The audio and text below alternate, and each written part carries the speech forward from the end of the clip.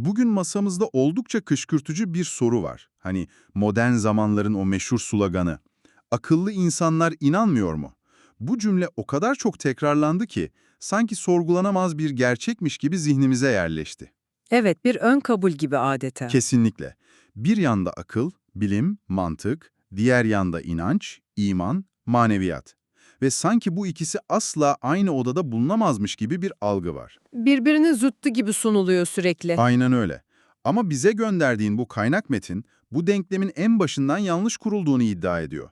Bize diyor ki, bir dakika, siz hangi akıldan ve hangi imandan bahsediyorsunuz? Hı hı. İşte bizim bu incelemedeki görevimiz de tam olarak bu. İslam düşüncesinde akıl ve imanın birbirine rakip değil, tam tersine birbirini tamamlayan, hatta birbirini zorunlu kılan iki ortak olduğunu nasıl anlattığını derinlemesine ortaya koymak. Bu harika bir başlangıç noktası çünkü metnin temel iddiası tam da bu. Yani ortada bir çatışma falan yok. Sadece kavramların içinin boşaltılması ve yanlış anlaşılması var. Kavram kargaşası yani. Tamamen öyle. İslam perspektifinden bakıldığında aklın imanın düşmanı veya alternatifi olmadığını söylüyor. Hatta daha da ileri gidiyor.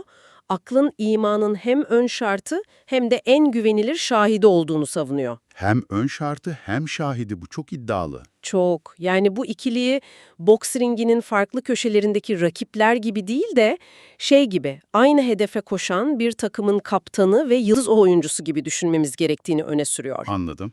Ve bu analizde bu cüretkar iddiayı hangi delillerle adım adım nasıl inşa ettiğini göreceğiz ve bu inanın alıştığımız o yüzeysel tartışmaların çok ötesine geçiyor. O zaman ilk adımdan başlayalım.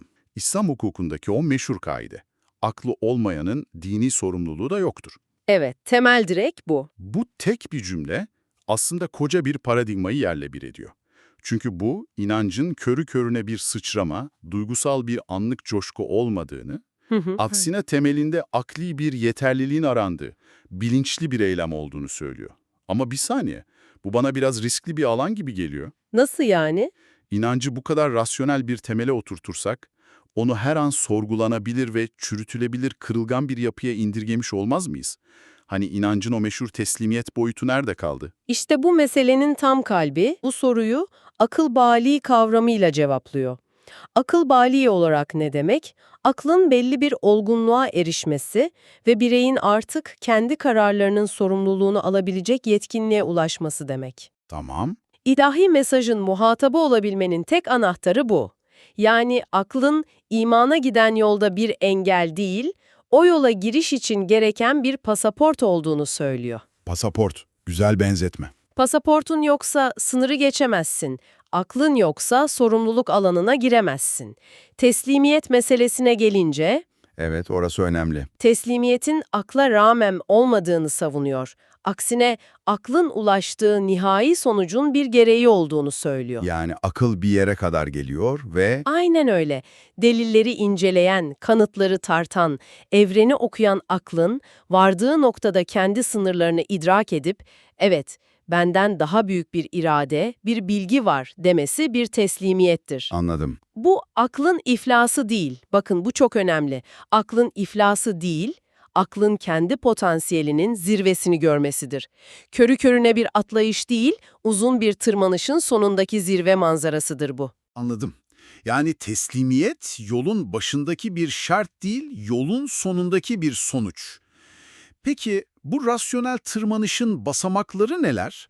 Akıl pusulası yönünü neye göre bulacak? Tam burada soyut tartışmaları bir kenara bırakıp bizi çok somut bir yere doğrudan laboratuvarın kendisine götürüyor. Laboratuvar mı? Evet, yani evrenin kendisine, atomun içindeki o kusursuz yörüngelerden milyarlarca galaksinin o baş döndürücü dansına kadar her şeye bakmamızı istiyor. Tamam. Ve diyor ki bu akıl almaz düzenin, bu devasa sistemin karşısında durup her şeyin kör bir tesadüf eseri olduğunu söylemek Evet. aslında analitik bir iflasın itirafıdır. Yani açıklayamıyorum demenin havalı bir yolu. İlginç bir ifade. Analitik iflas. Kesinlikle ve metin burada çok keskin bir ayrım yapıyor. Bakmak ile görmek arasındaki fark. Bakmak ve görmek. Evet, bakmak biyolojik bir eylemdir. Gözü olan herkes bakar. Ama görmek zihinsel bir eylemdir.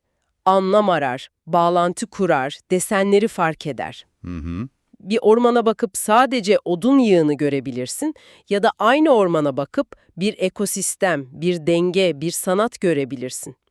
Metin diyor ki, İslam düşüncesi insanı sadece bakan değil, gören bir varlık olmaya çağırır. Yani evreni bir metin gibi okumaya mı davet ediyor? Tam olarak. Evreni aklın okuması için yazılmış, her zerresi bir harf, her galaksisi bir cümle olan devasa bir kitap olarak sunar. Ama durun bir dakika. Bugün bilim de evrene bakıyor. Hem de bizden çok daha güçlü teleskoplarla, çok daha derinlemesine bakıyor. Ve çoğu zaman vardığı sonuç bir yaratıcı değil, Big Bang, evrim, fizik kanunları oluyor. Doğru. Metin, bilimin bu bulgularıyla nasıl bir diyalog kuruyor?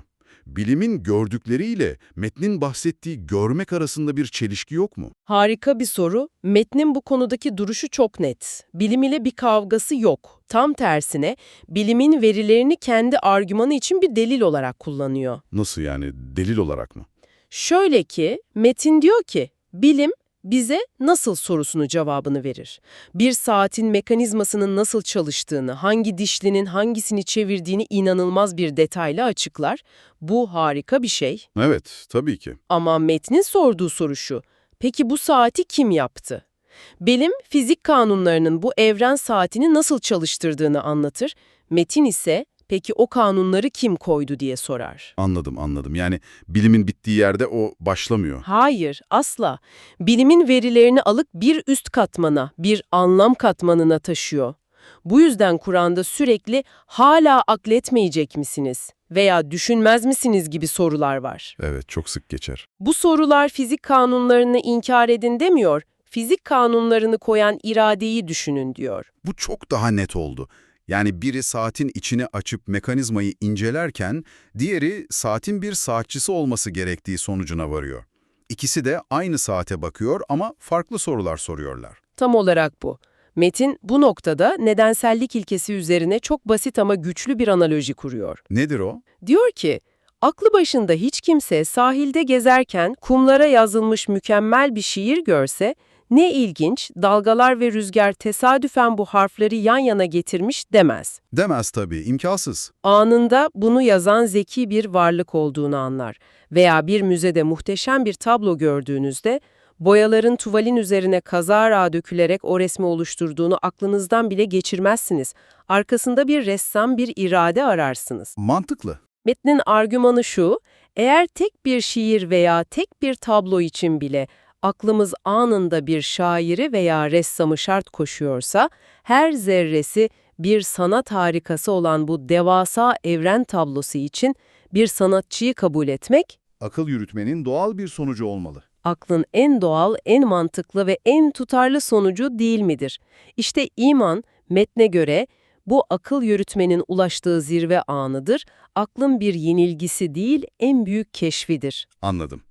Yani evren, rasyonel çıkarımlar için bir kanıtlar bütünü, akılda bu kanıtları okuyup bir sonuca varmakla yükümlü olan bir dedektif gibi. Güzel benzetme, evet. Peki, bu mantığı sonuna kadar takip edersek, aklını tam kapasite kullanan herkesin eninde sonunda inanması gerekmez mi? Ama etrafımıza baktığımızda durum hiç de böyle değil. İşte geldik o meşhur soruya. Evet, Nobel ödüllü bir sürü bilim insanı, filozof, sanatçı var ve birçoğu inançsız.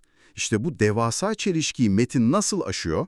Madem yol bu kadar mantıklı, neden bu kadar çok akıllı yolcu bu yola girmiyor? İşte bu, milyon dolarlık soru. Ve Metin, bu düğümü çözmek için bence en parlak argümanını ortaya koyuyor. Aklın tek bir tür olmadığını, iki farklı çalışma modu olduğunu söylüyor. İki farklı akıl mı? İki farklı mod diyelim. Bir arabanın vitesleri gibi düşünebiliriz. İkisi de motorun gücünü kullanır ama farklı amaçlara hizmet eder. Tamam, dinliyorum. Birincisine Metin teknik akıl diyor. Bu günümüz dünyasının ödüllendirdiği, göklere çıkardığı akıl türü. Sadece nasıl sorusuna odaklanır. Nasıl sorusu? Kanserli bir hücre nasıl yok edilir? Bu akıl, maddeyi analiz etmede, parçalara ayırmada, problem çözmede bir dahidir. Somut, ölçülebilir, beş duyuyla algılanabilir dünyanın efendisidir. Anladım. Peki ikincisi, O da muhtemelen o büyük soruyu soran akıl. Aynen öyle. Metnin hikmetli akıl dediği şey bu. Bu akıl nasıl sorusunun ötesine geçip o varoluşsal soruyu sorar. Neden? Neden? Bu motor neden var? Ben neden varım? Bu evrenin bir anlamı var mı? Bu sadece parçaları değil, parçaların oluşturduğu bütünün anlamını arayan bir kavrayıştır. Metin buna cevher diyor. Yani görünenin ardındaki özü, karmaşanın içindeki nizamı, geçici olanın içindeki kalıcı hakikati görebilen akıl. Yani biri çiçeğin anatomisini inceliyor, Diğeri ise o çiçeğin güzelliği karşısında hayranlık duyuyor ve bu güzelliğin bir anlamı olmalı diyor. Teknik akıl size fotosentezi anlatır, hikmetli akıl ise o güzelliğin kaynağını sorgular. bu ayrım gerçekten çok şeyi açıklıyor. Yani sorun aklın varlığında veya yokluğunda değil, hangi frekansta kullanıldığında. Tam olarak. Bir radyoyu sadece AM bandında dinleyip, FM diye bir şey yok çünkü ben duymuyorum demek gibi bir şey bu. Mükemmel bir benzetme. Mükemmel. Metnin vardığı sonuç tam olarak bu. Diyor ki, bir insanın teknik bir alanda dahi olması, onun varoluşsal bir körlük içinde olmasına engel değildir. Varoluşsal körlük. Ağır bir ifade. Stephen Hawking'i tekrar düşünelim. Evrenin nasıl işlediğine dair denklemler konusunda bir dahiydi. Kimse buna itiraz edemez. Ancak neden sorusunu, yani bir anlam veya amaç olup olmadığı sorusunu felsefenin ve dolayısıyla kendi alanının dışında, hatta anlamsız buluyordu. Evet, bu bilinen bir tutumu. Metine göre bu teknik aklın zirvesi ama hikmetli aklın hiç devreye girmediği bir durum. Dolayısıyla inanmamak metne göre bir akılsızlık belirtisi değil. Değil. Peki ne? Aklın bütüncül kapasitesini kullanmamanın, onu kasıtlı olarak sadece görünen dünyanın dar sınırlarına hapsetmenin bir neticesi.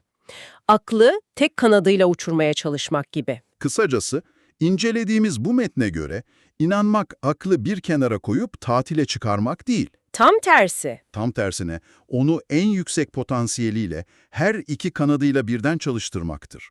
İnanç, delillerden kopuk dogmatik bir ezberler yığını değil, varlığın ayetlerini yani evrendeki işaretleri doğru okuyan bir zihnin ulaştığı en tutarlı, en bütüncül sentezdir. Akıl, vahye düşman değil, vahyin rehberliğinde kendi yetkinliğine ulaşan bir pusuladır.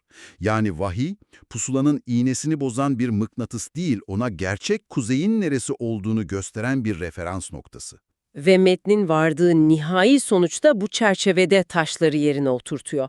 Çok net bir şekilde diyor ki, akıllı insan inanmaz tezi, İslam'ın inşa ettiği bu düşünen ve gören insan tasavvuru karşısında hükümsüzdür. Hükümsüzdür. Evet, çünkü bu tasavvurda hakikate giden yol akıl süzgecinden geçmeyen hiçbir şeyi kabul etmez. İnsanı yücelten şey körü körüne itaati değil, aklını kullanarak ulaştığı bilinçli rızasıdır. Anladım. Ve metin belki de en vurucu, en akılda kalıcı cümlesiyle son noktayı koyuyor. İnanmak aklın bir zaafı değil, aksine onun en onurlu ve en rasyonel zaferidir. Vay, aklın zaferi. Aklın pes edip beyaz bayrak çektiği yer değil, kendi sınırlarını aşıp en büyük hakikati kavradığı o zafer anıdır. Gerçekten de tüm ezberleri bozan, üzerine uzun uzun düşünülmesi gereken bir bakış açısı. Bu metnin sunduğu hikmetli akıl ve teknik akıl ayrımı aklımda dönüp duruyor. Evet, hepimizin düşünmesi gereken bir ayrım. Ve bu beni son bir soruya getiriyor. Günümüz dünyasında, okullarımızda, iş yerlerimizde, medyamızda biz bu iki akıl türünden hangisini daha çok alkışlıyor, hangisini daha çok ödüllendiriyoruz? Sadece nasıl yapılacağını bilenleri mi, yoksa neden yapılması gerektiğini sorgulayanları mı? Ve bu tercihimizin bireysel ve toplumsal olarak anlam arayışımız üzerinde ne gibi etkileri oluyor? Sanırım bu, her birimizin kendine sorması gereken bir soru.